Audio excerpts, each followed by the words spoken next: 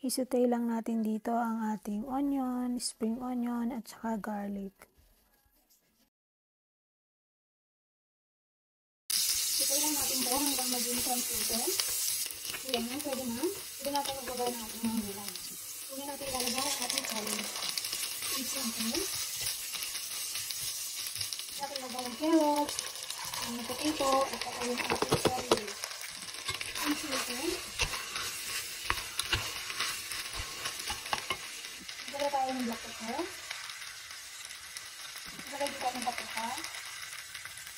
Maglagay din tayo ng konting asin. Maglagay din tayo ng dry parsley. Masarap. Konting oyster sauce. Tansya-tansya lang po kapag natin ang asin. Pilit natin. Maglagay tayo ng tubig. Yung saktong aapaw lang sa ating gulay. Takpan natin at ituin natin yung gulay. Check natin. Tikman natin. Okay na ang lasa. Lagay natin ang ating spring onion at saka bell pepper.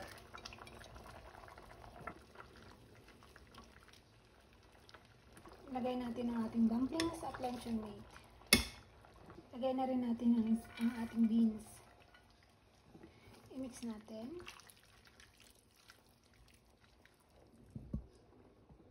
Maglalagay ako ng konting slurry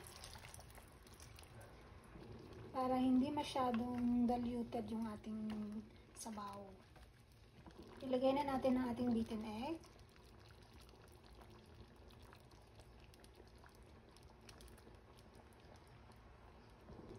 I-mix natin at ready na ang ating corn soup. Yan.